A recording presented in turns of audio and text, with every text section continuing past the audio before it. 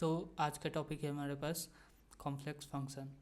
तो जिस तरह से रियल में फंक्शन होता है उसी तरह से कॉम्प्लेक्स में फंक्शन होता है, बस दोनों में अंतर ये होता है कि इसमें जो इनपुट आउटपुट है वो कॉम्प्लेक्स नंबर होता है, उसमें सिर्फ रियल नंबर होता है। तो हम देखते हैं, एक डोमेन डी हमारे पास रहेगा, एक रेंज रहेगा और एक फंक्शन डिफाइन रहेगा जो इससे एक एलिमेंट लेगा और इसमें जाएगा।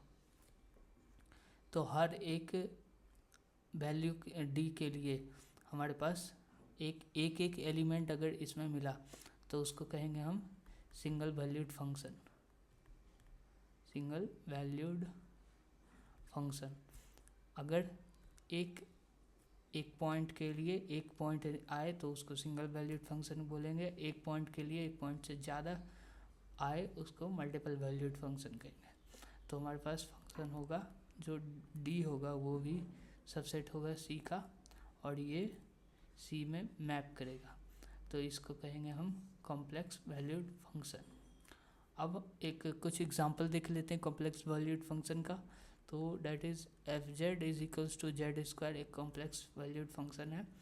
तो हम जानते हैं कि कॉम्प्लेक्स नंबर का जो स्टैंडर्ड नोटेशन होता है वो होता है एक्स प्लस आई वाई। तो यहाँ पे हम पुट करेंगे जेड का वैल्यू, तो हमारे पास आएगा एक्स प्लस आई वाई का whole square is equals to X square plus I Y square plus 2xy आई।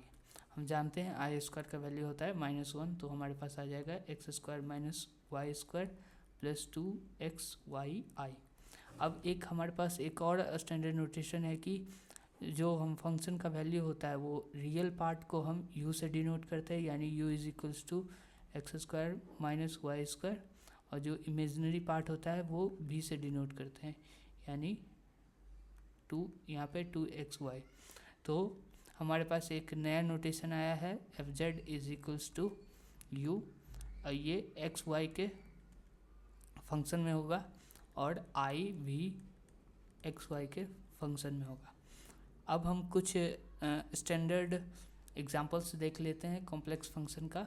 जैसे हमारे पास आ जाता है सारे ट्रिग्नोमेट्रिक फंक्शन।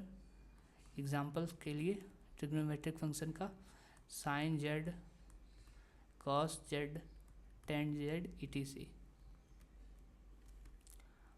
और दूसरा हमारे पास आ जाएगा एक्सपोनेंशियल फंक्शन।